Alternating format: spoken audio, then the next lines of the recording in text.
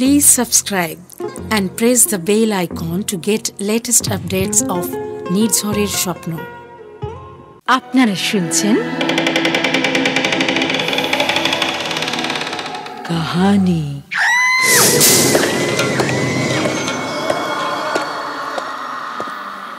গল্পপ্রেমী পাঠক পাঠিকাদের জন্য নির্ঝরের স্বপ্ন প্রযোজিত কাহিনী গল্প পাঠের অনুষ্ঠানে চিরকালীন ও সমকালীন সাহিত্যিকদের গল্পে আপনাদের স্বাগত।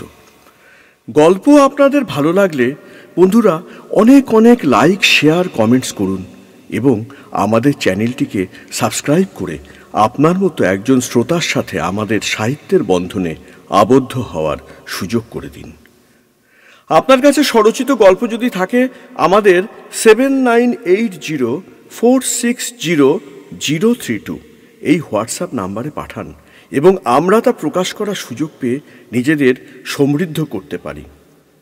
আজকের গল্প হেমেন্দ্র কুমার রায় রচিত সর্বনাশা নীলা। আমরা যারা আজকে অংশগ্রহণ করেছি সৌমিত্র, সুব্রত, অরূপ, সুদীপ্ত এবং সুমিতা। সম্পাদনা Arup Das, music and special effects Niloy Ghosh.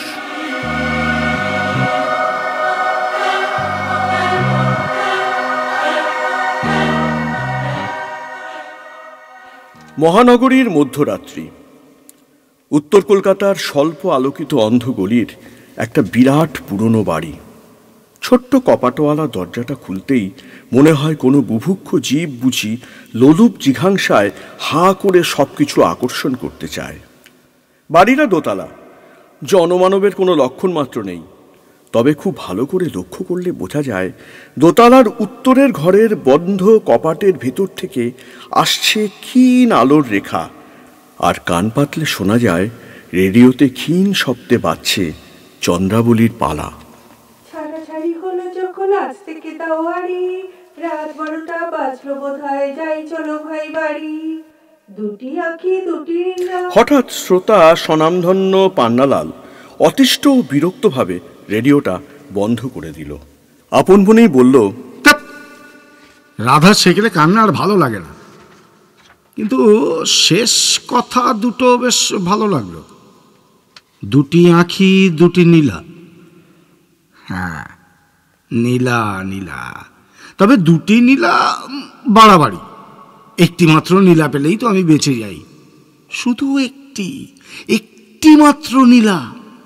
বলতে বলতে পান্নালাল কেমন যেন বিমর্ষ বিহ্বল হয়ে যায়। কোনো সুদূর দুর্গম বিভীষিকার মধ্যে যেন তার উৎকণ্ঠিত কল্পনা অভিযান করে। বাইরে থেকে দরজায় মৃদু করাঘাত হলো। শিকারী বিড়ালের মতো সে সতর্ক তৎপর হয়ে ওঠে। চোখ দুটো তার দপদপ করে করে জ্বলছে। আর একবার দরজায় শব্দ হতেই আত্মস্থ কণ্ঠে প্রশ্ন করে পান্নালাল, কে কে? আমি সোহনলাল হে। হ্যাঁ, ভেতরে এসো, ভেতরে এসো। ভেতরে প্রবেশ করলো সোহনলাল। তীক্ষ্ণ দৃষ্টিতে পান্নালালের মুখের দিকে চেয়ে যেন কিছু পাঠোদ্ধার করার চেষ্টা করলো। পর মুহূর্তেই জিজ্ঞাসা করলো, আমার ডেকেছো? বসো বসো বসো, কথা আছে। তা তোমার মুখে ভাবনা রেখা কেন? উৎকণ্ঠিত পান্নালাল একবার ঘড়ির দিকে তাকালো, চিন্তিত স্বরে বলল, রাত 9টা বাজছে। চুনিলাল আর হীরালাল এখনো পর্যন্ত এলো না। একটা জরুরি কাজে তাদেরকে কলকাতার বাইরে পাঠিয়েছি, কিন্তু ট্রেনের সময় তো অনেকক্ষণই হয়ে গেছে। আর জরুরি? তোমার জরুরি কাজ মানেই তো বিপদের কাজ। হয়তো তারা কোনো বিপদে পড়েছে। বিপদ? অসম্ভব নয়, কিন্তু তাদের বিপদে যে আমারও বিপদ। সোহনলালের কাছে কথাগুলো দুর্বোধ্য হয়ে উঠেছে। সে সরাসরি বলে, দেখো পান্নালাল, ব্যাপারটা বুঝতে পারছি না। আগে সব কথা খুলে বলো তো দেখি। পান্নালাল সোহনলালের মুখে তার প্রখর দৃষ্টি নিবদ্ধ করে কি চিন্তা করে পর মুহূর্তেই কল্পনায় রহস্যময় ব্যাপারটার সমস্তটুকু পর্যালোচনা করে নেয়। কেমন যেন অন্যমনস্ক হয়ে যায়। কোনো দুর্ধর্ষ দুঃসাহসিকতার মধ্যে নিজেকে হয়তো হারিয়ে ফেলে। তারপর গম্ভীর বিজ্ঞতায়, ঠোঁটের বিস্ফোরণে আর চোখের সংকোচনে ঈষৎ হাসির রেখা ফুটিয়ে তুলে পান্নালাল স্থির মনস্থ কণ্ঠে ধীরে ধীরে বলে, আচ্ছা, খুব সংক্ষেপেই বলছি, শোনো তাহলে। সাঁওতাল পরগনার এক পাহাড়ে গুহার মধ্যে অদ্ভুত এক দেবতা আছে। সাঁওতালিরা অনেক ভূতকে পুজো দেয়, জানো তো? এই দেবতা হচ্ছে একটা ভূত। ভূত? আবার যে সে ভূত নয়, দস্তুর মতো একেবারে দুষ্টু ভূত। রং করা, কাঠে গড়া, 12 ফুট উঁচু সেই মূর্তি। বলো কি? তার বিভৎস মুখের দিকে তাকালেই একেবারে বুকের রক্ত ভয় জমাট বেঁধে হিম হয়ে যায়। মূর্তিটা তুচ্ছ কাঠে গড়া বটে, কিন্তু তারই গলার মালায় আছে একখানা আশ্চর্য নীলা। ওজনে নাকি 150 ক্যারেট। 150 ক্যারেট? বলো কি? ফরাসি গভর্নমেন্ট একবার বাংলাদেশ থেকে একখানা 100 ক্যারেটের নীলা কিনেছিল, তারই দাম যে 1,02,000 টাকা। বোঝো বোঝো বোঝো, তাহলে এই নীলাখানার দাম কতটা হতে পারে আন্দাজ করে দেখো। তা গরিব সাঁওতালিরা এত দামি নীলা পেলে কোত্থেকে? তা তো কেউ জানে না। ওই ভূত দেবতাটাই, সেই হচ্ছে অতি প্রাচীন ভূত। বয়স তার 300 বছর হবে। সাঁওতালিদের বিশ্বাস তাদের দেবতা ওই নীলা নিয়েই নাকি পরলোক থেকে ইহলোকে অবতীর্ণ হয়েছে। হ্যাঁ, অবশ্য নীলাখানার কথা তারা কারো কাছে প্রকাশ করে না। দৈবগতিকে আমি জানতে পেরে গেছি। বুঝেছি বুঝেছি, রতনেই রতন চেনে। জানতে পেরেই নীলাখানা চুরি করার জন্য চুনিলাল আর হীরালালকে পাঠিয়ে দিয়েছ, তাই তো? কৃতবিদ্য পান্নালাল ঈষৎ আত্মপ্রসাদের হাসির সঙ্গে বলে, ঠিকই ধরেছ, ঠিকই ধরেছ। ওদেরকেই পাঠিয়েছি আমি এ কাজে। আরে এসব কাজে ওরা দুজন যে কি রকমের ওস্তাদ তাও তো তুমি জানো। হ্যাঁ, তার জানি নে, জানি বই কি। তারাই তো তোমার ডান হাত আর বাঁ হাত।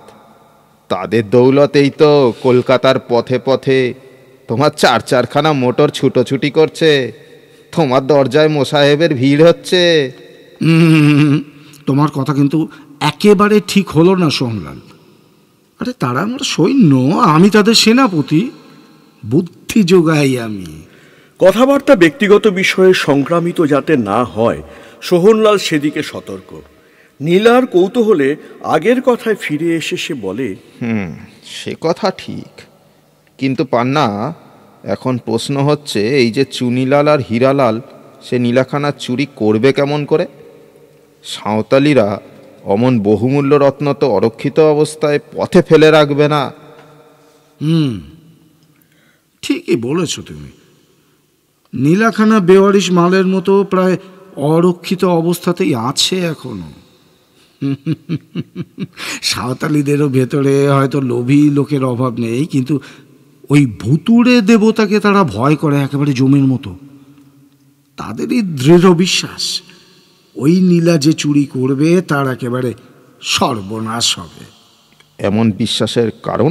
পান্নালাল চেয়ারে গা এলিয়ে বসেছিল। সোজা হয়ে উঠে উৎসাহ ভরে বলল, তবে শোনো, অনেককাল আগে নাকি একজন লোভী সাঁওতালি ওই নীলাখানা চুরি করে দেশ ছেড়ে পালিয়েছিল। তারপরের দিনই ভুতুড়ে দেবতার মূর্তিও নাকি সেখান থেকে অদৃশ্য হয়ে যায়। আবার তার 2 দিন পরেই সকলে অবাক হয়ে দেখেছিল যে তাদের দেবতা আবার নিজের জায়গায় এসে দাঁড়িয়ে আছে। তার গলার মালায় ঝুলছে সেই নীলা, আর নীলার নীল গায়ে রক্তের একেবারে রাঙা দাগ। সোহনলাল শিউরে ওঠে, তবু অবিশ্বাসের স্বরে প্রশ্ন করে, রক্তের দাগ? তার মানে? তার মানে দেবতা নাকি সশরীরে গিয়ে চোরকে বধ করে হারানো রতন নিয়ে ফিরে এসেছিলেন। যত সব গাঁজাখুরি গল্প। শোনো শোনো শোনো, আরও একটা গল্প আছে কিন্তু এর পেছনে। হ্যাঁ, যদিও তাতে গাঁজার গন্ধ বেশি পাবে না। আর একবার রাতে আর একটা চোর নাকি গুহার ভেতরে ঢুকেছিল, কিন্তু গুহার ছাদ থেকে মস্ত একখানা পাথর খসে তার মাথায় পড়ে। সকালে সবাই গিয়ে দেখে যে চোরের মাথাটা একেবারে ভেঙে গুঁড়ো হয়ে গেছে, আর তার হাতে ধরা রয়েছে সেই সর্বনেশের নীলা। সাঁওতালিদের মত হচ্ছে ওই দেবতাই নাকি পাথর ছুঁড়ে তার দফা রফা করে দিয়েছিলেন। ধুর, এসব রূপকথায় তুমি বিশ্বাস করো? না, আমি করি না, তবে সাঁওতালিরা তো করে। কোনো চোরই তাই আর অমুখ হয় না। রাতে গুহার মুখে পাহারা দেয় এক সাঁওতালি পুরুত, একদম একলা। চুনিলাল আর হীরালাল অনায়াসেই তার চোখে ধুলো দিতে পারবে বলে আমি বিশ্বাস করি। তা সবই তো বুঝলাম, কিন্তু তুমি হঠাৎ আমাকে স্মরণ করেছ কেন? দেখো, তুমি একে জহুরি, তার উপরে আবার চোরাই মাল বিক্রি করতে ওস্তাদ। তুমি ছাড়া তো আমার গতি নেই। ওস্তাদ ব্যবসাদার সোহনলাল বাজ পাখির মতো কোনো সুযোগই হারাতে চায় না।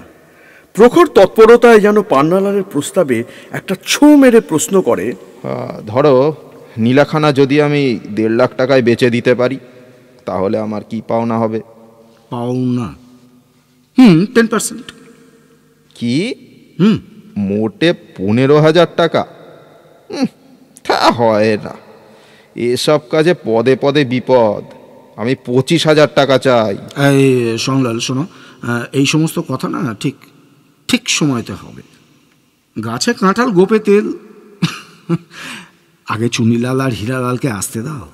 সোহনলালের লাভ করার লোভ তার ব্যবসাদারি সতর্কতাকেও ছাড়িয়ে গেছে। হুঁশিয়ার পান্নালালের কাছে তা উলঙ্গ নির্লজ্জতায় প্রকাশ হয়ে পড়লেও পান্নালালের ভৎসনায় সে লজ্জা বোধ করে না, বরং সপ্রতিভভাবে যেন পান্নালালের নীলাপ্রাপ্তির সম্ভাবনাকেই অভিসম্পাত করে জানায়। কিন্তু তারা কি আর হাসবে? হয় তারা নীলা নিয়ে উধাও হয়েছে, নয় কোনো বিপদে পড়েছে। ঈষৎ উৎকর্ণ হয়েই হঠাৎ পান্নালাল উল্লাস ভরে বলে ওঠে, হুররে! তোমার দুটো অনুমানের একটাও সত্যি নয়। সিঁড়ির উপর দিয়ে আমি হীরালালের পায়ের শব্দ শুনতে পাচ্ছি, জয় মা কালী, জয় মা কালী, জয় মা কালী। অতি দ্রুত পায়ের শব্দ সিঁড়ি দিয়ে উঠে আসছে। ধনুকের ছেঁড়া ছিলার মতো পান্নালাল চেয়ার থেকে উৎক্ষিপ্ত হয়ে দরজার দিকে যেন ছিটকে এলো। বাইরে থেকে দড়াম করে ঘরের দরজা খুলে গেল। ঝড়ের ঝাপটার মতো আছড়ে পড়ল হীরালাল ঘরের মধ্যে, পান্নালালের পায়ের কাছে। পান্নালাল ও সোহনলাল তাকে ধরে তুলতে গেল। ভয়ার্ত বিস্ফারিত চোখ দুটো কপালে তুলে কোনো রকমে উচ্চারণ করে হীরালাল, পান্নাবাবু, জল। সংজ্ঞাহীন হীরালাল অসার নিষ্পন্দ হয়ে ভারী পাথরের মতো ওদের হাত থেকে নিচে স্খলিত হয়ে পড়ল। সোহনলাল জল আনতে ছুটল। মুহূর্তের অবকাশ। ক্রূর বিদ্যুৎ ভঙ্গিতে পান্নালাল হীরালালের হাতের মুঠো ও জামার পকেটগুলো সতর্ক ক্ষিপ্রতায় হাতড়ে দেখতে লাগলো। সোহনলাল জল এনে চোখে মুখে ছিটিয়ে দিল। পান্নালাল সহজভাবে বলল, নেই, সেন্স নেই। এই শোন, চলো ওকে ধরাধরি করে শোবার ঘরে বিছানার উপরে নিয়ে যাই। আর মাথার কাছে না টেবিল ফ্যানটাকেও চালিয়ে দিতে হবে। ধরো। ওর জ্ঞান না ফিরলে তো কিছুই বুঝতে পারছি না কি হয়েছে আর কি হতে চলেছে। তবে ইতিমধ্যে যদি... এই বলতে বলতেই পান্নালাল তাড়াতাড়ি সামনের দরজাটা বন্ধ করে চাবি ঘুরিয়ে দিলে। তারপর ত্রস্ত পায়ে টেবিলের ড্রয়ার থেকে দুটো রিভলভার বের করে কার্ট্রিজগুলো একবার ঘুরিয়ে দেখে নিল এবং কোমরের দুই ধারে দুটোকে গুজে নিয়ে সোহনলালের সঙ্গে মিলে হীরালালকে ধরাধরি করে শোবার ঘরের দিকে অগ্রসর হল। চলো। শোবার ঘরখানি অপেক্ষাকৃত ছোট। বিছানায় পড়ে রয়েছে হীরালাল, আতঙ্ক আচ্ছন্ন, জ্ঞানহীন। বনবন করে তার শিওরে ঘুরছে ইলেকট্রিক ফ্যান। হীরালালের চেতনার প্রতীক্ষায় তার দুই পাশে দুই চেয়ারে বসে রয়েছে নির্বাক পান্নালাল ও সোহনলাল। মুখে চোখে তাদের একই উদ্বেগের কালো ছায়া। অবশেষে হীরালাল চোখ মেলে চাইল। দৃষ্টিহীন শূন্য চাহনি। কোনো অদৃশ্য আতঙ্কের ভ্যাম্পায়ার যেন শরীরের সমস্ত রক্তটুকু শুষে নিয়ে তাকে একেবারে শুকনো ফ্যাকাশে করে ফেলে গেছে। তার সম্পূর্ণ চেতনা ফিরতেই সে আবার অস্থির হয়ে ওঠে। কোনো করাল নিয়তি তাকে যেন আবার অনুসরণ করছে। পলায়নে পঙ্গু সে অসহায়ভাবে ঘন ঘন হাঁপাতে লাগলো। নিজের পারিপার্শ্বিক অবস্থান সে একবার দেখে নিল এবং একটু আশ্বস্ত হয়ে হাঁপাতে হাঁপাতেই বলে উঠল, পান্নাবাবু। হীরালাল, বলো। আচ্ছা, অত হাঁপাচ্ছ কেন তুমি? অনেক কষ্টে পালিয়ে এসেছি, ধরা পড়তে বেঁচে গেছি। আমি আমি আসবার আগেই কলকাতার পুলিশ চুরির খবর পেয়েছে। নিশ্চয়ই ওখানকার পুলিশ তাকে খবর পাঠিয়েছে। হাওড়ায় তারা আমার জন্য অপেক্ষা করছিল। আমি কি করে তাদের ফাঁকি দিয়েছি তার বলবার নয়। ও আগে এক গ্লাস জল। পান্নালাল নিজেই তাড়াতাড়ি জল এনে তার মুখের কাছে ধরে জল গেলাসটা এক নিঃশ্বাসে পান করে হীরালাল আবার যেন প্রাণ ফিরে পেল। গভীর তৃপ্তির উচ্ছ্বাস তার মুখ দিয়ে আপনি যেন বেরিয়ে এলো। বাঁচলুম, যা তেষ্টা পেয়েছিল। পান্নালাল যথেষ্ট অপেক্ষা করেছে। হীরালালের জামার পকেটে নীলা নেই সে দেখেছে, তবে কি নীলা চুনিলালের কাছে? কিন্তু চুনিলাল তো আসেনি। আসল সংবাদ এখনো সবই রহস্যময়।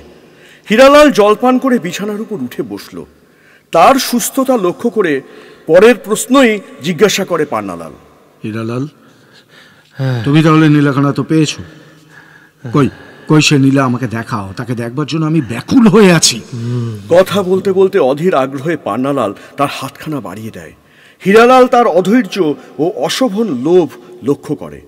পান্নালালের প্রতি একটা উৎকট ঘৃণা তার অন্তঃস্থল থেকে উদ্গারিত হয়ে আসে। সে নির্বাক দৃষ্টিতে পান্নালালের দিকে তাকিয়ে থাকে। পান্নালাল কি ভেবে হাতখানা সরিয়ে নিয়ে বলে, কি? আচ্ছা, তবে কি নীলাখানা চুনিলালের কাছে আছে?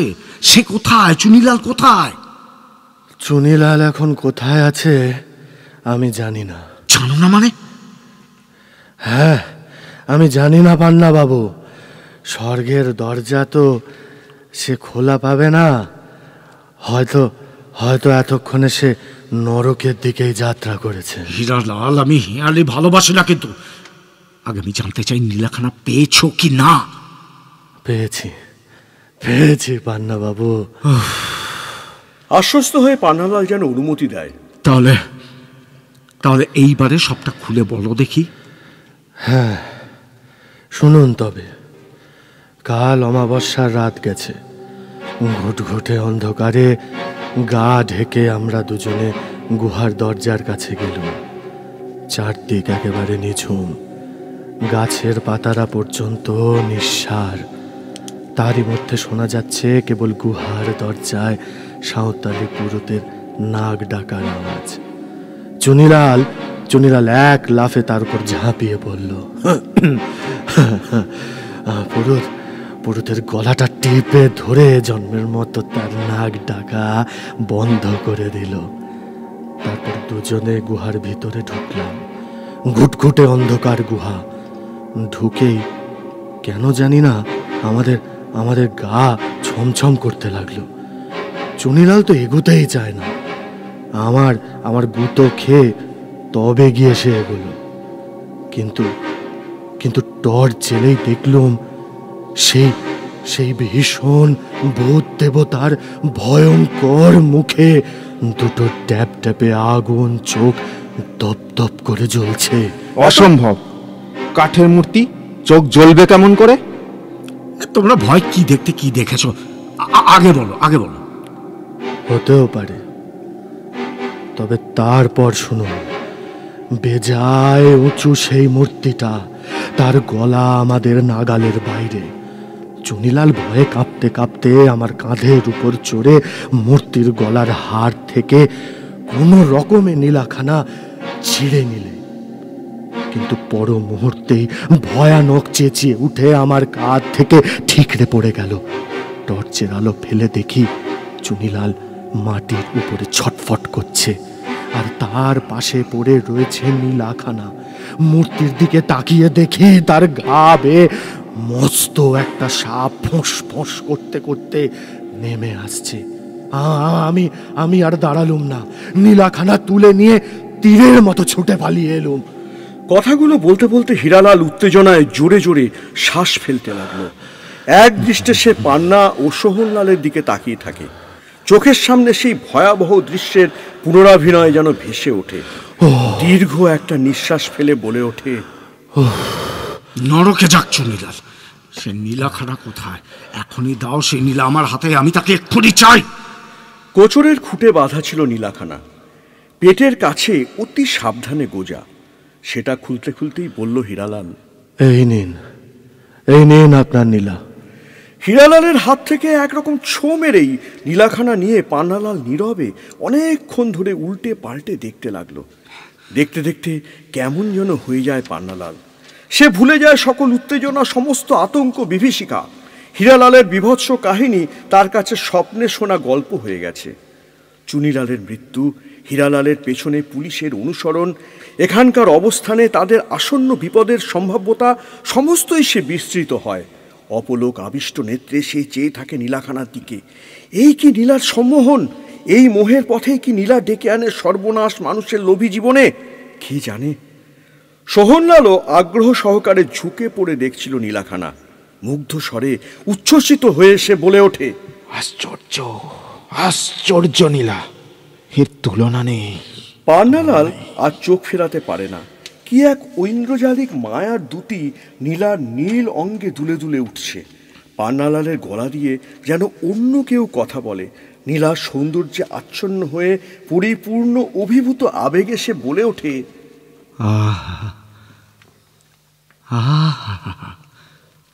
আশ্চর্যই বটে। নীল পদ্ম, নীল আকাশ, নীল সাগরের রং এর কাছে ম্লান হয়ে যায়। ওস্তাদ ব্যবসাদার সোহনলাল স্বাভাবিকতায় ফিরে আসে এবং বলে, তোমার কবিত্ব রাখো পান্নালাল, নীলাখানা আগে আমার হাতে দাও। কত দাম হবে একবার দেখি। মোহগ্রস্ত আবিষ্ট পান্নালাল যেন উন্মাদ অপত্য স্নেহে নীলাখানা বুকে চেপে ধরে বলে, এই নীলা এই নীলা আমার আর বেচবার ইচ্ছে নেই। মানে? সোহনলাল ও হীরালাল উভয়ই বিস্ময়ে বিস্ফারিত নেত্রে চেয়ে থাকে। পান্নালালের খ্যাপাটে কথাটা যেন অনুধাবন করার চেষ্টা করে। সে কি, আমার 25,000 টাকা মাঠে মারা যাবে নাকি? দাও দাও দাও। ও নীলা না বেচলে আমার টাকা দেবে কে? ওর জন্য চুলিলাল মরেছে, আমিও জমের দরজা থেকে ফিরে এসেছি। তোমাকে 3,000 টাকা বকশিস দেব। 3,000 টাকা? হ্যাঁ। ও নীলার কত দাম হবে সোহনলাল বাবু? 1.5 লাখ হতে পারে, আরো বেশি। আর আমি পাবো মাত্র 3,000 টাকা? পান্না বাবুর দয়া সীমা নেই দেখছি। পান্না তো নীলা তোমাকে বেচতে হবেই হবে। আরে আমাকে না হয় 15,000 টাকাই দিও। পান্নালাল ওদের কথায় যেন কানই দেয় না। ক্রমেই তার অন্তরের তলদেশ থেকে সমস্ত চিন্তা, সংকল্প, দেহের প্রতিটি স্নায়ুতন্ত্রী সমস্তই কঠিন থেকে কঠিনতর হয়ে এক অদ্ভুত পৈশাচিক নির্মমতায় যেন রূপান্তর গ্রহণ করে। দৃঢ় গাম্ভীর্যে সে উঠে দরজার দিকে অগ্রসর হলো। ওরা দুজনও পান্নালালের পশ্চাতে উঠে দাঁড়ালো। পান্নালাল চলে যায় দেখে সোহনলাল বলে, পান্না তোমার টিকি কিন্তু আমার কাছে বাঁধা। জানো আমি কিন্তু তোমার একদম সর্বনাশ করে দিতে পারি। উত্তেজনার অতিশয্যে হীরালাল ঝট করে পান্নালালের বাহাতখানা ধরে ফেলে বলে, পান্না বাবু, আমারও এই নীলার ভাগ চাই। ধৈর্যের শেষ সীমান্তে পান্নালাল। কোন অলক্ষ্য হিংস্র নিয়তি যেন অবিমৃশ্য ক্ষিপ্রতায় তাকে ঠেলে দেয় এক চরম সমাধানের পথে। 2 চোখে আগুনের ঝলক তুলে বলে পান্নালাল, সোহনলাল করবে আমার সর্বনাশ, আর হীরালাল চায় আবার সমান ভাগ। তাহলে আমার উত্তরটা হচ্ছে এই। কথার সঙ্গে সঙ্গেই চকিতে রিভলভার বের করে 2 বার ছুড়ল পান্নালাল। দুটো জ্বলন্ত গুলি দুজনের দাবি ঠান্ডা করতেই যথেষ্ট। পান্নালাল তা জানে। সোহন ও হীরালাল আর্তনাদ করে সশব্দে আছড়ে পড়ে গেল। পান্নালাল এক পৈশাচিক হাসি হেসে উঠল, আপন মনেই পুনরাবৃত্তি করে, ইনি করবেন আমার সর্বনাশ, আর উনি যেন আবার সমান ভাগ। অবজ্ঞা ভরে আরো কি বলতে যাচ্ছিল পান্নালাল, কিন্তু হঠাৎ তার যেন কণ্ঠরোধ হয়ে গেল। বাড়ির দরজায় একখানা মোটর এসে দাঁড়ানোর শব্দ হলো। সচমকে বিভ্রান্ত স্বরে পান্নালাল বলে, কার মোটরের শব্দ? নিচে সদর দরজায় দমাদম পদাঘাতের শব্দ এসে পান্নালালের কানের পর্দাই যেন ভেঙে ফেলতে চায়। উৎকণ্ঠিত স্বরে সে বলে ওঠে, ও কারা দরজা লাথি মারে? দরজা খোলো, দরজা খোলো, নইলে আমরা কিন্তু দরজা ভেঙে ফেলবো। দরজা খোলো। পান্নালাল সন্ত্রস্ত হয়ে জালনার খড়খড়ি তুলে কিছুটা অনুমান করার চেষ্টা করে। জালনা খুললেও বাড়ির ঠিক নিচে কিছু দেখা যায় না, শুধু কথাগুলো আরো স্পষ্ট শোনা যাচ্ছে। তা থেকে এসে সভয়ে বলে ওঠে, পুলিশ, পুলিশ। সদর দরজায় পদাঘাতের পর পদাঘাত, আর সেই সঙ্গে পান্নালালের চেতনার উপরে যেন কেমন একটা ভারী বিভ্রান্তির প্রলেপ কে লেপে দিচ্ছে। সমস্ত ঘরের বাতাস যেন প্রতিধ্বনি করে উত্তরোত্তর বাড়িয়ে তুলেছে অনুনাসিক কণ্ঠের বিকট ও তীব্র স্বর। কোথায় যেন একটা পৈশাচিক অট্টহাস্য।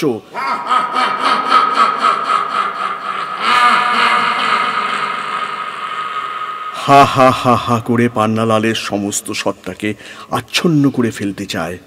উদ্ভ্রান্ত স্বরে সে চিৎকার করে ওঠে, কে অমন করে হাসছে? দরজায় পদাঘাতের শব্দ আর ওই বিকট অট্টহাসি যেন আরো নিকটে, আরো জোরে, আরো নিষ্ঠুরভাবে তাকে ঘিরে ফেলতে আসছে। পান্নালাল ছিটকে বাড়ির ভেতর দিকে দরজা দিয়ে ঊর্ধ্বশ্বাসে সেই ঘর থেকে নিষ্ক্রান্ত হয়ে গেল।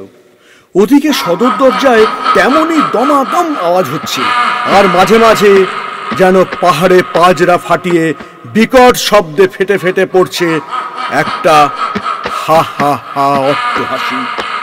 সোহনলালের রক্তাক্ত দেহ তখনও ছটফট করছে, কিন্তু হীরালাল সম্পূর্ণ মৃতবৎ।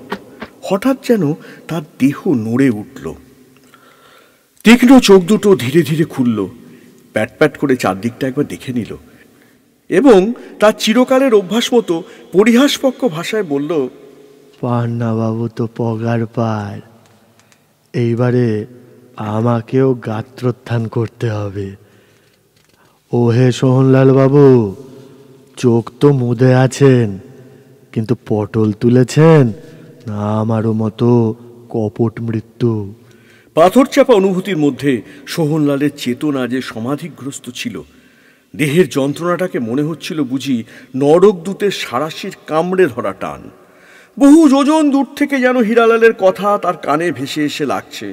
শরীরখানায় একটা আপ্রাণ মোচড় দিয়ে সে উৎকর্ণ হয়ে ওঠে এবং চোখ মেলতেই পূর্ণ সম্বিত ফিরে আসে। সে উত্তর দেয়, হীরালাল, আমার আর কোনো আশা নেই, আমার আঘাত সাংঘাতিক। কিন্তু পান্না বাবুর গুলিতে আহত হয়েছে কেবল আমার পাঞ্জাবির হাতা। তার চোখে ধুলো দেওয়ার জন্য এতক্ষণ আমি মরার মতো পড়েছিলাম। হীরালাল ভূমিশয্যা ছেড়ে উঠে বসল।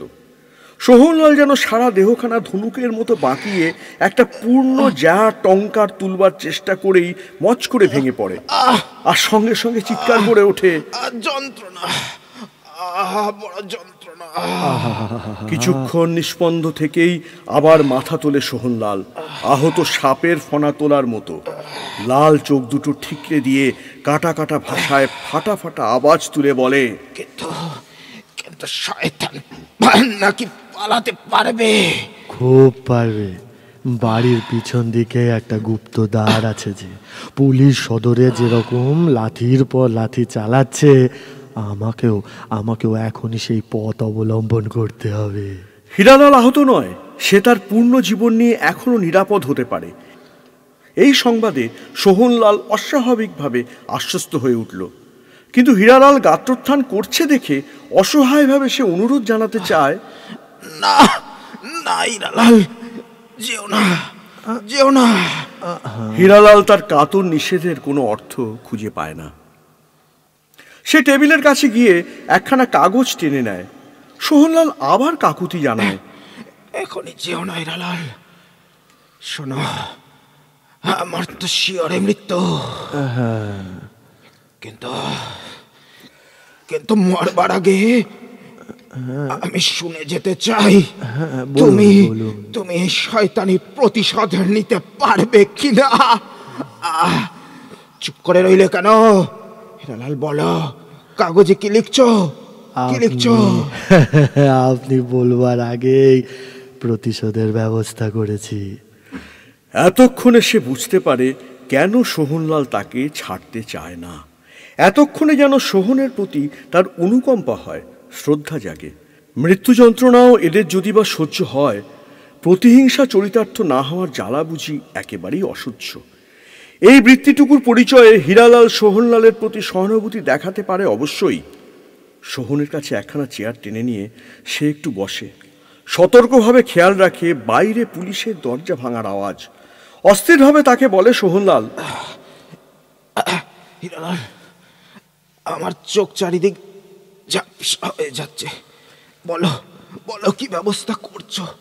শুনুন শুনুন, পান্নাবাবু নিশ্চয়ই তার স্ত্রীর কাছে গেছে, কাগজে সেই ঠিকানা লিখে পুলিশের জন্য টেবিলের ওপর রেখে দিলুম। এ ঠিকানা আমি ছাড়া আর কেউ জানে না। সোহনলালের যন্ত্রণাকাতর মুখেও যেন হাসি ফুটে ওঠে, কিন্তু নিমেষেই ভুরু কুঁচকিয়ে তৎক্ষণাৎ সে জিজ্ঞেস করে, কিন্তু ও যদি সেখানে না যায়? না যায় তাহলে তার বরাত ভালো, অদৃষ্টের বিরুদ্ধে আমি তো আর লড়তে পারবো না। সোহনলাল একটা দীর্ঘশ্বাস ফেলে।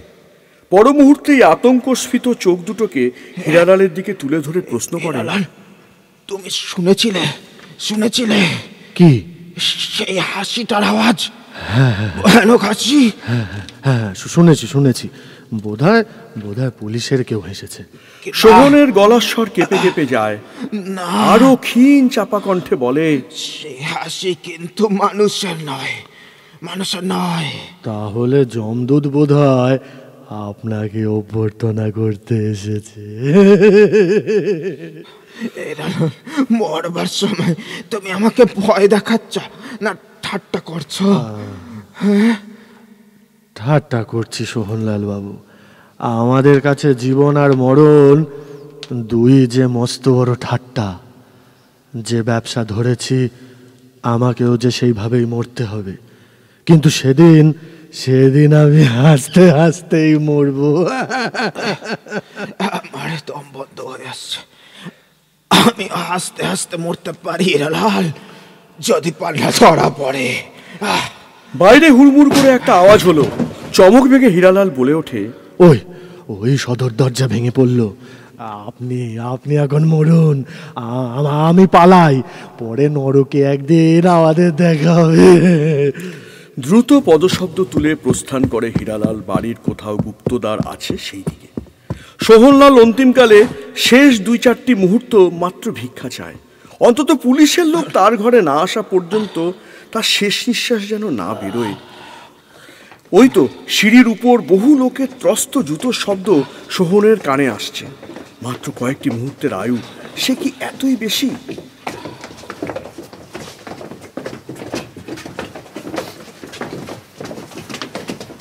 পুলিশের লোক প্রায় উঠে এসেছে।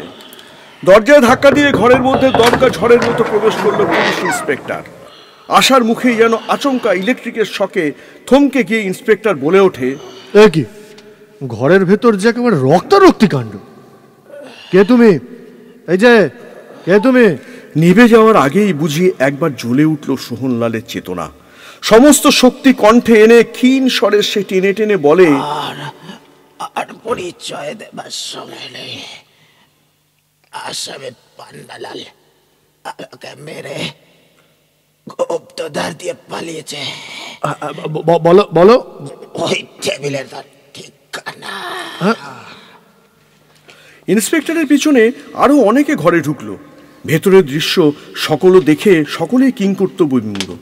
ঝট করে ইন্সপেক্টর কাগজখানা হাতে তুলে নিয়েই বলে, 10 নম্বর চন্দ্রমোহন লেন, পান্নাবাবু নীলা নিয়ে সেইখানেই পালিয়েছে। সোহনলাল শুধু এইটুকু শোনবার জন্যেই তার শেষ বিন্দু শক্তি দিয়ে যেন তার শেষ নিঃশ্বাসটুকু স্থগিত রেখেছিল। প্রতিহিংসার চরম চরিতার্থতায় তার দুর্বল মুখেও যেন একটা ক্ষীণ হাসির অতি সূক্ষ্ম রেখা খেলে গেল। পরম পরিতৃপ্তিতে একবার আহ আহ শব্দ করেই সে একেবারে চিরকালের মতো নিস্পন্দ হয়ে গেল। সাব ইন্সপেক্টর বলল, স্যার লোকটা বোধহয় মরে গেল। মরুক গে, ভদ্র গুন্ডা পান্নালালের আড্ডায় সাধু লোক মরতেও আসে না। কলকাতার আরেকটা আপদ দূর হলো, কিন্তু মরবার আগে লোকটা আরো 2-1টা কথা কয়ে গেলেই পারত। স্যার এমন করে মরা বড়ই অন্যায় স্যার। এখন আমরা কি করব? এই আড্ডার মালিক পান্নালালকে জানি, কিন্তু আবার কোথায় তার দেখা পাবো? চলো 10 নম্বর চন্দ্রমোহন লেনে গিয়ে দেখি। যাওয়ার আগে পুলিশের দলবল তন্ন তন্ন করে সারা বাড়িখানা তল্লাশি করল। তাদের ঈপ্সিত বস্তু কোথাও নেই। সোহনলালের মৃতদেহখানা নেড়ে চেড়ে একবার পরীক্ষা করল এবং তারপর সেই রক্তমাখা লাশের পাহারায় 2-1জনকে রেখে তারা সকলেই প্রস্থান করে পান্নালালের উদ্দেশ্যে চন্দ্রমোহন লেনে। সোহনলালের অশরীরী আত্মা হয়তো তখনও তার সদ্যতক্ত দেহের শিয়রে অলক্ষ্যে দাঁড়িয়ে থাকে। চন্দ্রমোহন লেনে 10 নম্বর বাড়ির সম্মুখ অংশ এত রাত্রেও আলোকিত। সরকারি রাস্তার গ্যাসের আলো এখানে সারা রাত্রি অন্ধকারকে আসতে দেয় না। বাড়ির ভেতরের অংশ অন্ধকার, শুধু উপরের ঘরে একটা জানলার ফাঁক দিয়ে একটু ক্ষীণ আলোর রেখা চোখে পড়ে। পান্নালাল হাঁপাতে হাঁপাতে বাড়ির মধ্যে প্রবেশ করে, যেন জলে ডোবা কোনো জাহাজের নাবিক এসে ডাঙায় উঠল। অকুলের মাঝে পুল পেয়ে আপন মনেই সে বলে, যাক, মানে মানে ফাঁড়া বোধহয় কেটে গেল। নিজের বাড়িতে এসে পড়েছে। এখানকার ঠিকানা জানে খালি হীরালাল, কিন্তু সে আর কথা কইবে না। রামু রামু সংসারের চাকর, অদূরেই কোথাও ঘুমিয়েছিল। প্রভুর এক ডাকেই সাড়া দেয়। বাবু, এই তোর গিন্নিমা কই রে? সবার ঘরে বাবু। আচ্ছা আচ্ছা আচ্ছা, এই যা, তুই সদরটা বন্ধ করে দে তো। যাই বাবু, যাই। পান্নালাল সিঁড়ি দিয়ে দোতলায় উঠল। নিজের মনের আলোড়ন বিলোড়ন যতদূর সম্ভব চেপে রেখে সহজভাবেই সে একটা বদ্ধ দরজা ঠেলে ঘরের ভেতরে ঢুকল। পান্নালালের স্ত্রী প্রভা আগেই তার গলার স্বর শুনেছে, কিন্তু ঘর থেকে নেমে নিচে যাওয়ার প্রয়োজন বোধ করেনি। যেমন এতক্ষণ ছিল তেমনই খাটের উপর গা এলিয়ে দিয়ে বুকের উপর একখানা বই খুলে পড়বার চেষ্টা করছিল। দাম্পত্য জীবনের প্রথম দিকেই তার এ শিক্ষা হয়েছে যে অহৈতুক ঔৎসুক্য যেন সে পারতপক্ষে না দেখায়, তার স্বামীর রহস্যময় গতিবিধির প্রতি যেন সে কোনো রূপ কৌতূহল পোষণ না করে। আগে হয়তো সে পীড়া অনুভব করত, কিন্তু এখন দীর্ঘদিনের অভ্যস্ততায় এটা তার স্বাভাবিকভাবেই গা সওয়া হয়ে গেছে। তাই নিতান্ত সাংসারিক ব্যাপার ছাড়া অন্য সব কিছুতে প্রভা বাহ্যত অনেকটা নিষ্প্রিয় অসংশ্লিষ্ট ভাব দেখায়। এটা যেন এখন তার স্বভাবে দাঁড়িয়ে গেছে বলতে হবে। তবু আজ পান্নালালের সঙ্গে তার অনেক কথা জানতে ও জানাতে ইচ্ছে করছে। সে এতক্ষণ যে মানসিক অবস্থা কাটিয়েছে তা তার স্বামীকে না জানিয়ে সে পারবে কেমন করে। সে এতক্ষণ যেন পান্নালালেরই অপেক্ষা করছিল।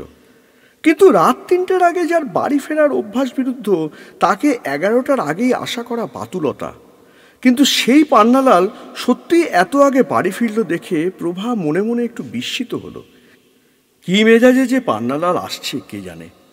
প্রভা জানে স্বামী আর যেখানে যাই করুক তার কাছে অন্তত সে সদয় ও স্নেহপ্রবণ। বহু আদর আবদার সে সহ্য করে, কিন্তু মাঝে মাঝে যেন তাকে আর ধরে ছুঁয়ে পাওয়া যায় না। না, আজ সে আশঙ্কা নেই। প্রভা দেখল পান্নালাল যেন একটু বেশি তৎপর হয়েই সোজা তার কাছে উঠে আসছে। তার বুকের মধ্যে যে দুর্ভাবনার ভারী পাথর চেপেছিল তা ক্রমেই নেমে যাচ্ছে। সে বইটা পাশে রেখে খাটের উপর উঠে বসল। মুখে কৃত্রিম হাসি মাখিয়ে নিয়ে পান্নালাল ঘরে ঢুকেই বলে, এই যে প্রভা, জেগে আছো? ও বাবা, কি বই পড়ছো? এই যে বই, ভালো লাগছে না।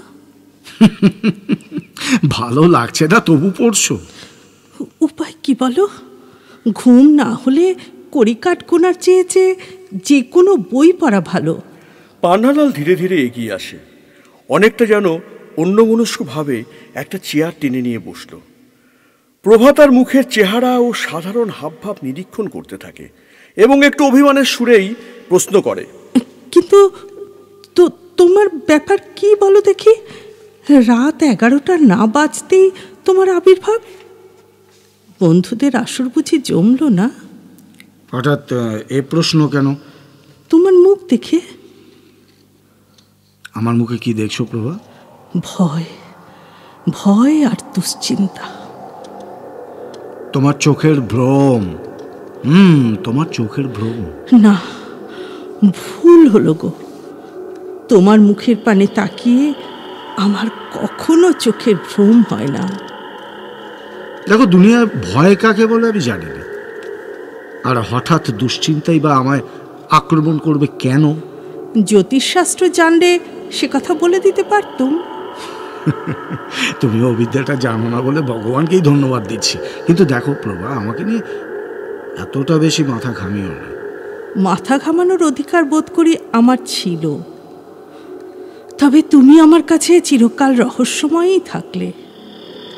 রহস্যময়? রহস্যময়। আমার কাছে তুমি যেন শিলমোহর করা খাম। সামনে থাকলেও বুঝতে পারি না তোমার ভেতরে কি আছে। আমার আড়ালে তুমি কি করো, কোথায় থাকো তাও জানি না। এত টাকা পাও কোথা থেকে তাও তো বুঝতে পারি না। আমার কাছে তুমি রহস্যময়। এটা যে আমার কত বড় দুর্ভাগ্য তা যদি তুমি জানতে। খালি তুমি নও, আজ থেকে দেখছি এই বাড়িখানাও রহস্যময় হয়ে উঠেছে। বাড়িখানা রহস্যময় হয়ে উঠেছে? কি বলছো? হ্যাঁ হ্যাঁ, তাই। তুমি ঠাট্টা করবে বলে এতক্ষণ আমি বলিনি, কিন্তু আমার ঘুম না হওয়ার কারণই হচ্ছে তাই। অন্তরের তলদেশে উদ্বিগ্নতার ঢেউ পান্নালালকে ভেতরে ভেতরে চঞ্চল করে তুলেছে। বাইরে গম্ভীর স্বরে সে বলে, বাবা, তোমার কথার অর্থ কিন্তু আমি কিচ্ছু বুঝতে পারছি না। শোনো, তুমি তো কোনোদিনও শেষ রাতের আগে বাড়ি ফেরো না, কাজে রাত 10টার সময় আমি শুয়ে পড়ি। আজও বিছানায় গিয়ে শুয়েছি, হঠাৎ শুনলুম পাশের ঘরে কে যেন ঠক ঠক শব্দ তুলে বেরিয়ে বেড়াচ্ছে। কি কি কি বললে? ঠক ঠক শব্দ তুলে? হ্যাঁ গো, ওই ঠক ঠক ঠক ঠক ঠক ঠক, ঠিক ঠিক যেন দুখানা কাঠের পা ও ঘরে চলে চলে বেড়াচ্ছে। কাঠের পা? হ্যাঁ গো, কাঠের পা। তারপর তারপর উঠে পড়লুম, উঠে পড়ে ও ঘরে গেলুম। দরজার শিকল বাইরে থেকে তোলা ছিল, কিন্তু ঘরের ভেতরে কেউ নেই। আর ওই শব্দটা থেমে গেছে। দরজা বন্ধ করে আবার এ ঘরে এসে শুয়ে পড়লুম। আবার সেই শব্দ, আবার সেই রকম শব্দ, ঠক ঠক। আবার ও ঘরে গিয়ে দেখি কেউ নেই, আর শব্দটাও থেমে গেছে। আবার এ ঘরে এলুম, আবার সেই চলন্ত কাঠের পায়ের শব্দ। বলো এর পরেও কারোর চোখে আর ঘুম আসে? পান্নালাল নিজেকে সামলে নেয়। অন্তরের উত্তেজনা একেবারে গোপন করার চেষ্টা করে। অন্তত প্রভার কাছে তার দুর্বলতা সে ধরা দিতে চায় না, কারোর কাছেই না।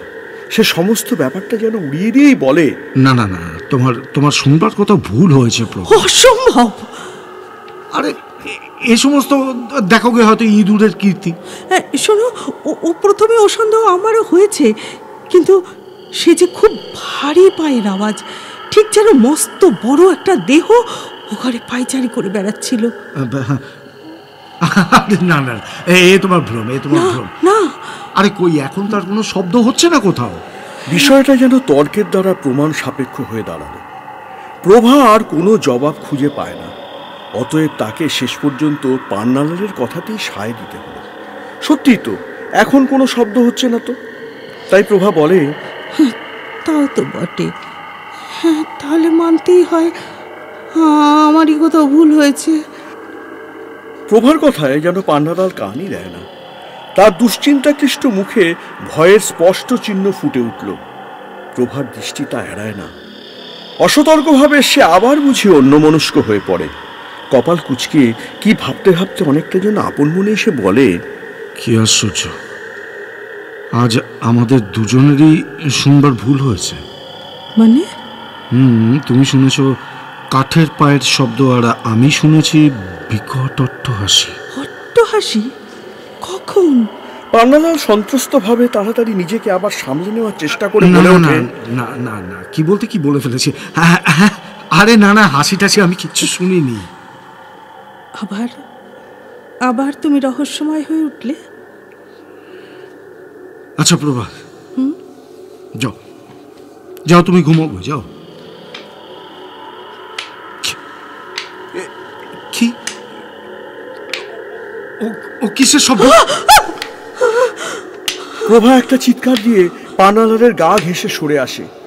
পাশের ঘরে আবার ঠক ঠক করে কাঠের আওয়াজ স্পষ্ট থেকে স্পষ্টতর শোনা যাচ্ছে। প্রায় কাঁপতে কাঁপতে প্রভা বলে, ও শুনছ? ওটা কি আমার শুনবার ভ্রম না ইঁদুরের কীর্তি? আচ্ছা আচ্ছা আচ্ছা আচ্ছা দাঁড়াও দাঁড়াও, আমি এক্ষুনি দেখে আসি। না না। এই বলে সম্পূর্ণ আত্মস্থ সাহসে সে বেরিয়ে গেল। কোমরের বাদিক থেকে বের করে নিল অটোমেটিক সেফটি বোতাম টিপে নিয়ে শক্ত মুঠোর মধ্যে সেটা বাগিয়ে ধরে ঢুকলো পাশের ঘরে। কাঠের পায়ের শব্দ তখন কোন শূন্যে মিলিয়ে গেল। পান্নালাল দেখল সত্যিই সে ঘরে কেউ নেই। সেখান থেকে সে চেঁচিয়ে বলে, প্রভা, এ ঘরে তো কেউ নেই। আচ্ছা, শব্দ কি এখনো পাচ্ছ শুনতে? না। পান্নালালের দুঃসাহসী রক্তস্রোত চঞ্চল হয়ে ওঠে। সে বিস্মিত হলেও আতঙ্কের লেশ পর্যন্ত তার মনে এখন আর নেই। উপরন্তু কেমন যেন একটা দুর্দমনীয় কৌতূহল জেগে উঠেছে সমস্ত ব্যাপারটা খোলাখুলিভাবে জানতে। সে আবার তাই বলে, প্রভা, হ্যাঁ, তুমি দরজাটা বন্ধ করে শুয়ে পড়ো, আমি আজ এই ঘরেই থাকবো। প্রভার সারা দেহ তখনও ভয়ে ছমছম করছে, কিন্তু সে দ্বিরুক্তি করে না। অভিমান করা বৃথা। তার মূল্য পান্নালালের কাছে হয়তোবা কোনো দিনই নেই। পান্নালালের কথা মানেই আদেশ। প্রভাকে একলাই থাকতে হবে এই ঘরে। সে জানে বিপদে বা সম্পদে পান্নালাল যা ইচ্ছে করবে তা থেকে তাকে সে বিরত করতে পারবে না। সে সশব্দে দরজাটা বন্ধ করে ভেতর থেকে ছিটকে নিয়ে এনে দেয়। তারপর বিছানার উপর গড়িয়ে পড়ে আকাশ পাতাল চিন্তা করতে থাকে, হয়তোবা ঘুমিয়েই পড়ে। পাশের ঘরে প্রবেশ করার পর পান্নালালের কেমন জেদ চেপে যায়। সে তার সমস্ত আতঙ্ক ঝেড়ে ফেলে প্রতিপক্ষকে যেন সম্মুখ যুদ্ধে আহ্বান করতে প্রস্তুত। সামনাসামনি যে কোনো প্রত্যক্ষ শক্তির বিরুদ্ধে দাঁড়াতে সে তিলমাত্র ভয় পায় না, এ কথা সত্য। সে স্থির সংকল্পে ঘরের মাঝখানে একটা চৌকি টেনে নিয়ে বসল। শেষ পর্যন্ত এ রহস্যের সমাধান সে করবেই। মন ঘুরে ফিরে ওই একই চিন্তায় ডুবে যায়। সেই অট্টহাসি, এই কাঠের পায়ের শব্দ, সাঁওতালিদের দেবতা সম্বন্ধে জনশ্রুতি। আপন মনেই পান্নালাল বলে, সেই সাঁওতালি ভূত দেবতা, তার কাঠের মূর্তি নাকি সচল হয়ে পলাতক নীলাচোরকে হত্যা করে নীলা কেড়ে নিয়ে আসে। নীলা চুরি করতে গিয়ে চুনিলাল মরেছে সাপের কামড়ে, কিন্তু হীরালাল সে তো নীলা নিয়ে পালিয়ে এসেছে। কাঠের ভূত তখন বাধা দিতে পারেনি। আর এটা তো জানা কথা, এই কাঠের মূর্তি কখনো জ্যান্ত হয়? পান্নালাল নিজেই নিজেকে বুঝিয়ে মনের সংশয় দূর করবার চেষ্টা করে। বিচার বিশ্লেষণের অতীতে কোনো অপ্রাকৃতিক ঘটনায় জন্ম সংস্কারের বশে বুকের তলায় হয়তো সংশয় জাগে, হয়তো তার দোষী মন অসতর্কে চমকে ওঠে, বিস্মিত হয়, কিন্তু কোনো ভৌতিক কিংবদন্তি পূর্ণ বিশ্বাস সে কোনোদিনই করে না। কিছু পরে চারিদিকে সতর্ক দৃষ্টি নিক্ষেপ করে সে দরজাটা বন্ধ করল এবং পকেট থেকে নীলাখানা বের করে ফিরে ফিরে দেখতে লাগলো। বসে বসে সে দেখছে নীলার ঐশ্বর্য। নীল বর্ণের দীপ্তি চোখের সামনে মহা সমারোহে দুলিয়ে তুলছে কুহক বৈচিত্র্য।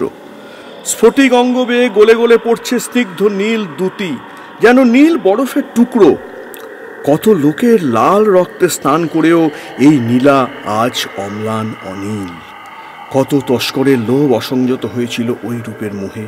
ওই মোহিনী সৌন্দর্যে আকৃষ্ট হয়ে কত দস্যু প্রাণ নিয়েছে, কত পুরোহিত আর মন্দির রক্ষীর। কিন্তু এত করেও কোনো তস্কর বা কোনো দস্যু নীলার অধিকার পায়নি। পেয়েছে শুধু রহস্যময় মৃত্যুর অব্যর্থ অপঘাত। পান্নালালের ষড়যন্ত্রে এবারেও চুনিলালের হাতে মন্দির পুরোহিত আর সর্পাঘাতে চুনিলাল প্রাণ হারিয়েছে। ওই নীলার জন্যে, ওই নীলার জন্যেই তার রিভলভারের গুলিতে প্রাণ দিতে হলো সোহনলাল আর হীরালালকে। এখন আর কেমন করে কোন পথে পান্নালাল এই নীলার অধিকারে বঞ্চিত হবে? পুলিশ তো তাকে ধরতে আসেনি। হীরালালের অনুসরণেই ওই বাড়িতে তারা হানা দিয়েছিল। পান্নালালই যে নীলা চুরি করেছে এমন প্রমাণ তারা কোথায় পাবে? সোহন আর হীরালালের হত্যার জন্য পুলিশ তাকেই সন্দেহ করবে। এমন কত গন্ডা হত্যার জন্য যে কতবারই পুলিশের সন্দেহ সে অর্জন করেছে, তার গতিবিধির হিসাব মেলাবে এমন পুলিশ এখনো জন্মায়নি। ও ঠিকানার গুন্ডা দলপতি আর এ ঠিকানার সাংসারিক কর্তা যে ভিন্ন নামে একই লোক, এ তথ্য কেউ জানে না। এই কথা বা এই ঠিকানা যে জানতো সে হীরালাল। তার মুখ তো সে বন্ধ করেই এসেছে। তবে আর কে আছে যে এই নীলা তার নির্জন ঘরের মধ্যে তার চোখের সামনে তার হাতের উপরে ধরা রয়েছে তা ছিনিয়ে নিয়ে যাবে? সেই আকাশ চেরা অট্টহাসি, এই ঠকঠক কাঠের পায়ের শব্দ, অশরীরী প্রেতের অনুসরণ, অবাস্তবের অস্তিত্বে বিশ্বাস করে বাস্তব স্বার্থত্যাগ করতে পান্নালাল কেন কোনো মানুষই সহজে করতে পারে না। তবু তার হাত দুটো কেঁপে উঠল। সে ধীরে ধীরে নীলাখানা আবার তার পকেটে রাখল এবং চৌকি থেকে উঠে ঘরের মধ্যে ইতস্তত পায়চারি করতে লাগলো। চিন্তাক্লিষ্টভাবে সে আবার আপন মনেই প্রশ্ন করে, কিন্তু আজকের এই সমস্ত ব্যাপারগুলোর অর্থ কি? কে কে তখন অট্টহাসি হাসলো? হ্যাঁ, আর এই ঘরে থেকে থেকে কাঠের পায়ে চলে বেড়াচ্ছি বা কে?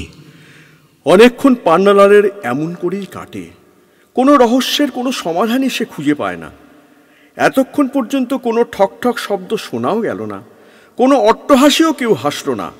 যত সময় যাচ্ছে এই দুই রহস্যের গুরুত্বও পান্নালালের কাছে কমে আসছে।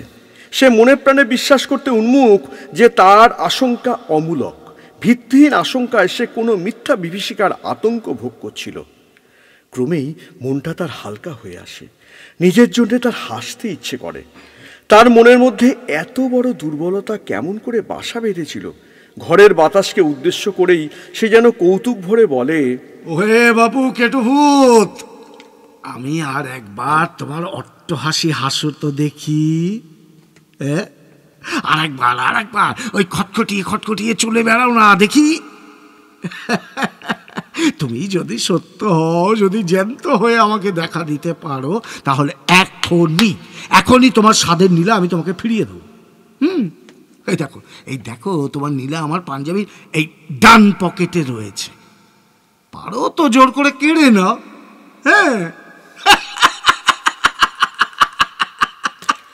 কাঠের মূর্তি যদি জ্যান্ত হতো তাহলে পৃথিবী যেত একেবারে উল্টে। যত সব আজগুবি কথা। পান্নালালের স্বগত প্রলাপের মাঝে হঠাৎ তার ঘরের দরজায় যেন কে আঘাত করল। কে? আমি হুজুর। আরে আমিটা কে? আমি রামু। ও রামু, দাঁড়া। বল কি হয়েছে? হুজুর, পুলিশ এসেছে। হ্যাঁ, পুলিশ কোথায়? বাড়ির চারিদিকে। তারা বাড়ি ঘেরাও করে ফেলেছে হুজুর। সদর দরজায় জোরে জোরে ধাক্কা মারার শব্দ আসছে। পান্নালালের মনে হচ্ছে ঠিক কিছুক্ষণ আগেই যেমন ও বাড়িতে হয়েছিল, এখানেও যেন তারই পুনরাভিনয় ঘটছে। রামু বলল, শুনুন হুজুর, তারা বাড়িতে ঢুকতে চায়। দরজা কি খুলে দেব? না, ওরা যে দরজা ভেঙে ফেলবে। লোক, তুই যা গিয়ে গিন্নির ঘরের দরজার বাইরে থেকে শিকলটা তুলে দে। পুলিশ দেখলেও ভয় পাবে। যা। এগে বাবু। প্রভা এতক্ষণ ঘুমে অচেতন। তার ঘরে বাইরের থেকে শিকল বন্ধ হলো। সে এসব ব্যাপারের বিন্দু বিসর্গও জানতে পারল না। পান্নালাল এই প্রথম যেন পুলিশের কাছে সহায়হীন বলে নিজেকে ভাবতে পারল। সে স্থির হয়ে দাঁড়িয়ে থাকে। বাইরে দমাদম আওয়াজ আর চিৎকার, বিরাম নেই। একটু ভাববারও সময় যদি সে পেত।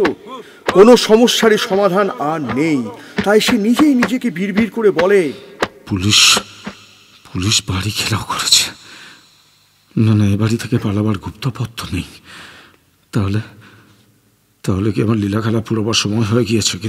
কিন্তু পুলিশ এ বাড়ির ঠিকানা পেল কোথায়?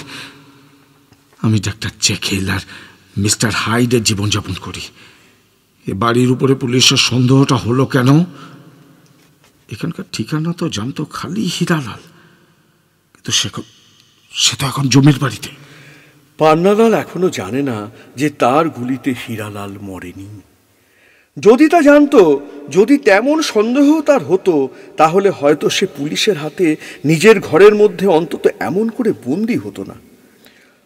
যাই হোক, পান্নালালের দুর্ধর্ষ দুঃসাহসিক জীবনে এই দুর্দান্ত ভুলের আর কোনো নিরাকরণ হবে না। এই অবস্থায় সে যদি জানতেও পারে যে হীরালাল মরেনি, সেই এবারের ঠিকানা প্রকাশ করার মূল, তাহলেও সে নিরুপায়।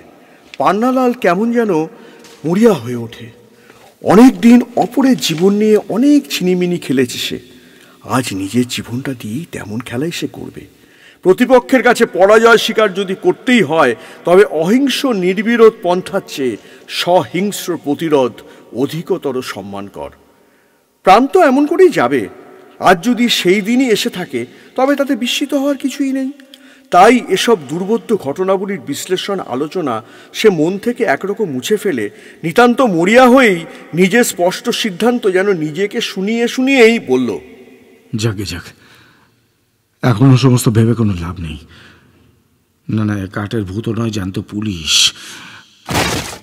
ওই ওই ওরা বুঝি সদর দরজাটাকে ভেঙেই ফেলল। আমি এখন এই ঘরের দরজাটাকে বন্ধ করি।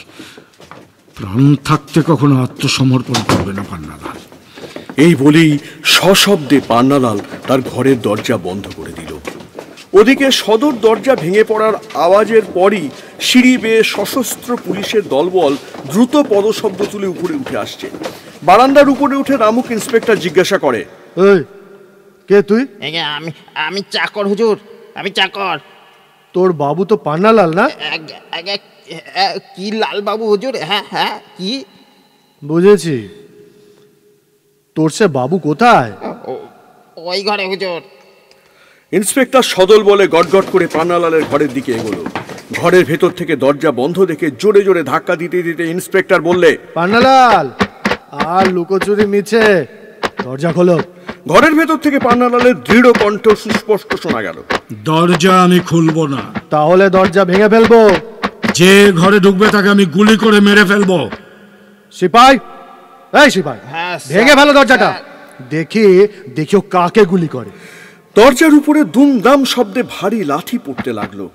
প্রত্যেক আঘাতে সমস্ত বাড়িখানা কেঁপে কেঁপে উঠছে। নিরীহ নিরুপদ্রব এই পল্লী ত্রস্ত চকিত চঞ্চল হয়ে উঠল। বাড়ির বাইরে লোকজন ভিড় করে জমেছে। তাদের বিস্ময় আর চাপা কোলাহলের সমস্ত ব্যাপারটা যেন আরো ভয়াবহ হয়ে ওঠে। এইসব হইচই ছাপিয়ে আচম্বিতে ঘরের ভেতরে জাগলো এক সুদীর্ঘ অট্টহাস্য। ইন্সপেক্টর চমকে উঠে প্রশ্ন করে, কি এমন করে হাসছে? স্যার স্যার, আসামি ভাই পাগল হয়ে গেছে স্যার। পাগলেও কেমন করে হাসে নাকি? হঠাৎ ঘরের ভেতর জাগলো এক তীব্র আর্তনাদ। ঘুমন্ত রাত্রির পঞ্জরে যেন কোনো গুপ্ত ছুরি অতর্কিতে আমূল বিদ্ধ হয়ে গেল। আর সারা প্রকৃতি বুঝি মর্মান্তিক আতঙ্কে তীব্র দীর্ঘশ্বাসে চিৎকার করে উঠল। ইন্সপেক্টর বিস্মিত কণ্ঠে বলে, ও কি যন্ত্রণা চিৎকার? স্যার স্যার, দরজায় কান পেতে আমি কি শুনেছি জানেন? কি শুনেছো? কে যেন কাঠের পা ফেলে খটখট করে ছুটোছুটি করছে। ছুটে নিকচি করেছে। দরজাটা ভাঙো। আবার পদাঘাতের পর পদাঘাত। হুড়মুড় করে দরজা ভেঙে পড়ল। দেখা গেল পান্নালাল মেঝের উপর চিত হয়ে পড়ে রয়েছে। ঘরে ঢুকেই সাব ইন্সপেক্টর চিৎকার করে ওঠে, স্যার স্যার, সাপ স্যার, স্যার সাপ, মস্ত গোখরো সাপ। তাই তো আহা, মেরে ফেলো, গুলি করে মারো না। দমদম শব্দ উপর্যুপ করে রিভলভারের গুলি বৃষ্টি হলো। জালনার সার্সিগুলো ঝনঝন শব্দে ভেঙে পড়লো। সমস্ত গুলি ব্যর্থ হলো। সাব ইন্সপেক্টর বলল, সাপটা মরলো না স্যার, জানলা দিয়ে পালিয়েছে। তোমাদের হাতে না একটু টিপ নেই? আপনিও তো রিভলভার ছুড়েছিলেন স্যার। এখন তর্কের সময় নয়। ওদিকে চেয়ে দেখো। আসামিটাকে বোধহয় সাপে কামড়েছে। বোধহয় কি স্যার, কামড়ে ছিঁড়ে গিয়েছে। দেখুন মরার মতো পড়ে আছে, ওর মুখ দিয়ে গ্যাজলা উঠছে, সর্বাঙ্গ ক্ষত বিক্ষত, রক্তারক্তি কাণ্ড। আরে আগে ওর জামা কাপড়ে খুঁজে দেখো নীলাখানা পাওয়া যায় কিনা। সাব ইন্সপেক্টর পান্নালালের মৃতদেহটা নেড়ে চেড়ে খুঁজে দেখতে দেখতে বললেন, না স্যার, নীলা নেই। এর পাঞ্জাবির ডান পকেটটাকে জোর করে টান মেরে ছিঁড়ে নিয়েছে। ছেঁড়া পকেটটা ওই তো মেঝের উপর পড়ে আছে। আরে ওই যে দেখো ওর ভেতর নীলাটা আছে কিনা দেখো। নেই স্যার, নেই, কিচ্ছু নেই। তাহলে রাস্কেল পান্নালাল নিজের পকেট ছেড়ে নীলাখানা রাস্তায় ফেলে দিয়েছে নাকি? হঠাৎ সমস্ত উত্তেজনা ছাপিয়ে রাত্রির আকাশ বাতাস কাঁপিয়ে বাড়ির বাইরে আবার সেই অট্টহাসির শব্দ উঠল। তীব্র পৈশাচিক হাসি।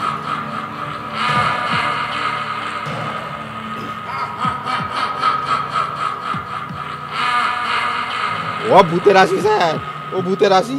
ভূত? আরে বাবা, আইনে ভূত মানে না। দৌড়ে যাও, কে হাসছে ধরে নিয়ে আসো। হয়তো ওই ব্যাটাই নীলাটা চুরি করে সরে পড়েছে।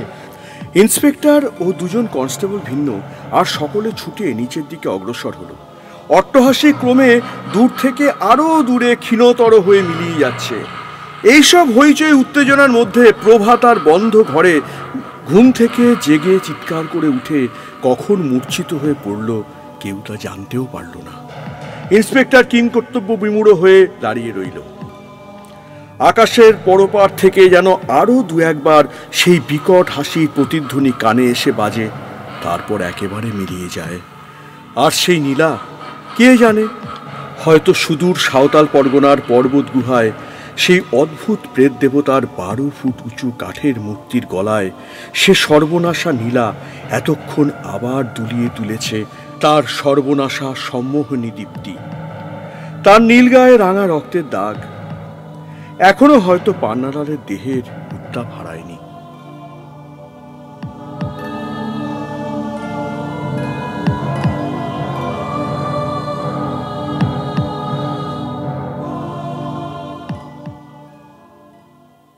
শুনছিলেন হেমেন্দ্র কুমার রায় রচিত সর্বনাশা নীলা। বিভিন্ন চরিত্রে যারা অভিনয় করেছেন: সূত্রধর সৌমিত্র, পান্নালাল সুব্রত, সোহনলাল, রামু এবং সাব ইন্সপেক্টর অরূপ, হীরালাল এবং ইন্সপেক্টর সুদীপ্ত, প্রভা সুমিতা। সম্পাদনা Arup Das, music and special effects Niloy Ghosh.